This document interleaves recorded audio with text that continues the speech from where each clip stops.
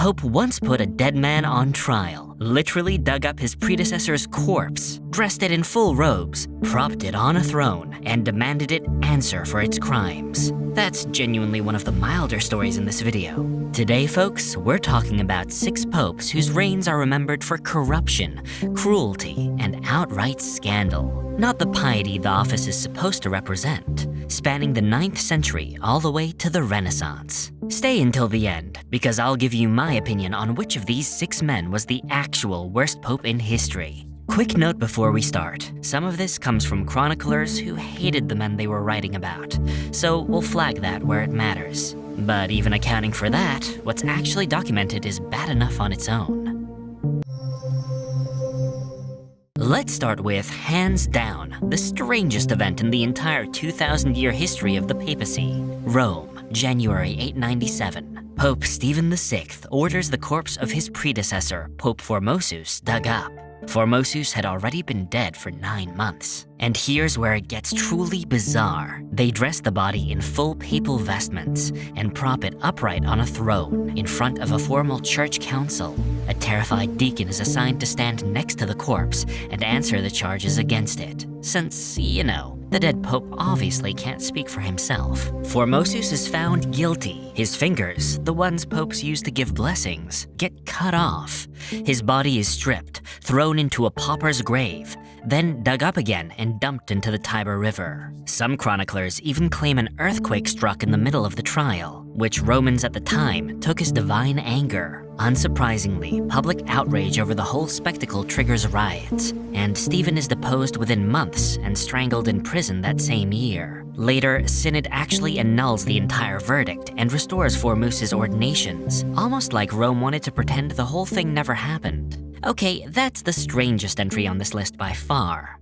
Our next pope wasn't strange at all. He was just 18 years old, and by most contemporary accounts, ran the papal palace like a nightclub.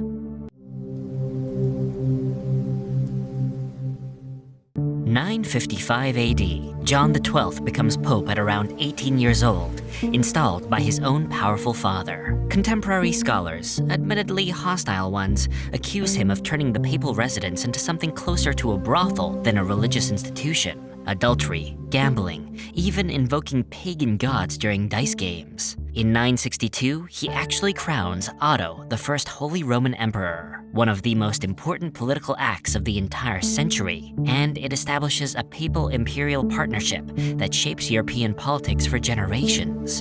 And then, almost immediately, he starts conspiring against Otto behind his back, reportedly reaching out to Otto's rivals. When Otto finds out and has him deposed by a Roman church council, John just waits until Otto leaves the city, walks right back in, and reclaims the papacy by force from the man Otto had installed in his place.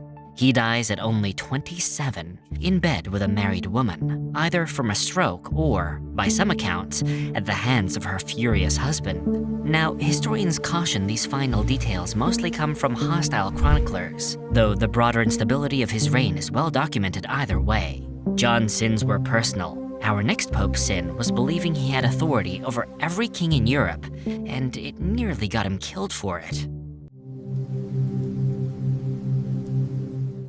Boniface VIII holds the papacy from 1294 to 1303. In 1302, he issues a formal bull declaring that submission to the Pope is required for salvation, for every human being alive, kings included.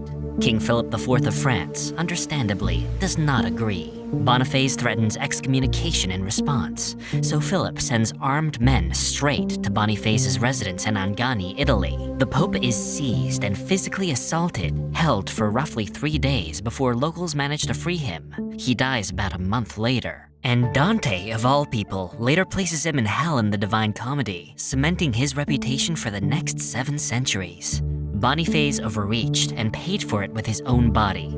Our next pope didn't even wait to be attacked. He's widely believed to have helped plan an assassination himself, inside a cathedral during Mass.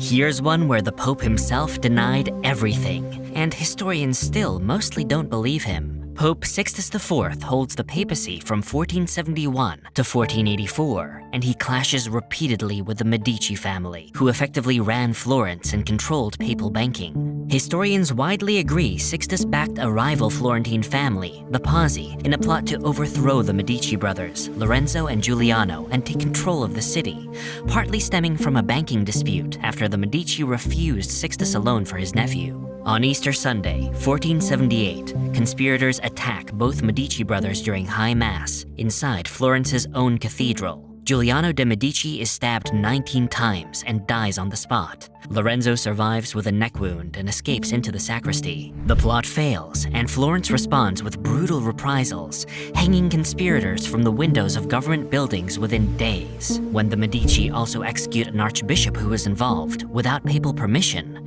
Sixtus excommunicates the entire city of Florence and briefly goes to war against it. Now, Sixtus always denied wanting Lorenzo or Giuliano actually killed, claiming he'd only approved removing them from power. Most historians find that distinction pretty hard to buy, though, given how closely his own nephews were tied to the conspirators. Sixtus allegedly greenlit a plot that ended with a man stabbed to death at Mass. Our next pope didn't need a knife at all. He just needed his own family and the College of Cardinals that elected him. If you've ever heard the phrase, the Borgias, this is the man that started it all. And honestly, the reality holds up to the reputation. 1492, Rodrigo Borgia becomes Pope Alexander VI, and he's widely believed to have simply bought the votes of the majority of the cardinals in his own election. He openly acknowledges his illegitimate children, including Cesare and Lucrezia Borgia, and installs family members across positions of enormous power throughout Italy. He backs Cesare's military campaigns to carve out territory by force, and switches allegiance between France and Spain whenever it benefits the Borgias most. One infamous story, the so-called Banquet of Chestnuts, alleges a Vatican orgy, though historians note it comes from a single hostile diatrist and may well be exaggerated. What isn't disputed, though, is the nepotism and bribery, which is extensively documented, and it's widely cited as one of the clearest triggers for the Protestant Reformation just over a decade later. Alexander corrupted the papacy from the inside out. Our final pope didn't need any corruption at all. His temper alone split the entire Catholic Church in two for 40 years.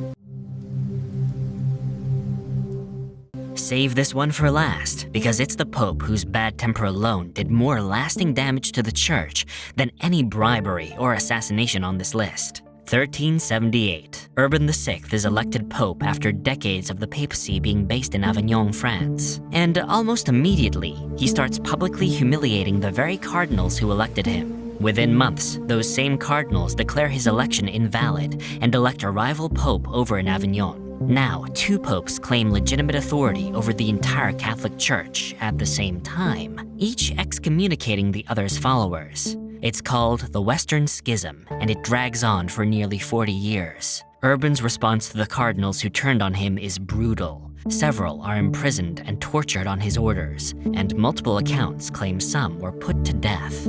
Before my final verdict, a few more you should know about. Benedict IX, elected as a teenager in the 1030s through his family's bribery, he was accused of such scandalous conduct that he was driven out of Rome, sold to the papacy for cash, and then fought his way back onto the throne twice more, making him the only man ever recorded holding the papacy 3 separate times. Sergius III, widely accused of ordering the murder of 2 rival claimants to the papacy who'd briefly held the office before him, clearing his path back to power. And Pius XII, not accused of personal scandal, but still one of the most debated popes in modern history, criticized by many historians for his largely silent public stance during the Holocaust, a controversy the Vatican's own archives are still being studied to resolve.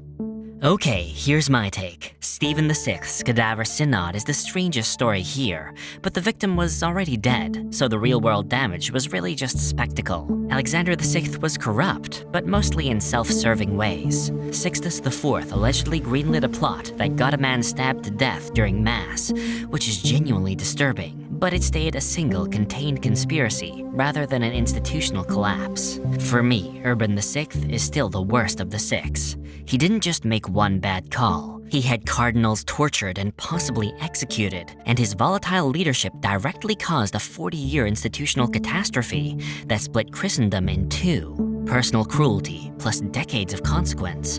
That combination puts him at the top for me. Who would you pick?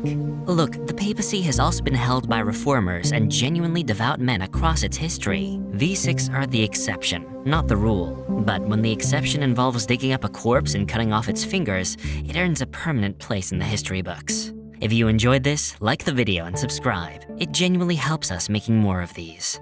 Thanks for watching, and I'll see you in the next one.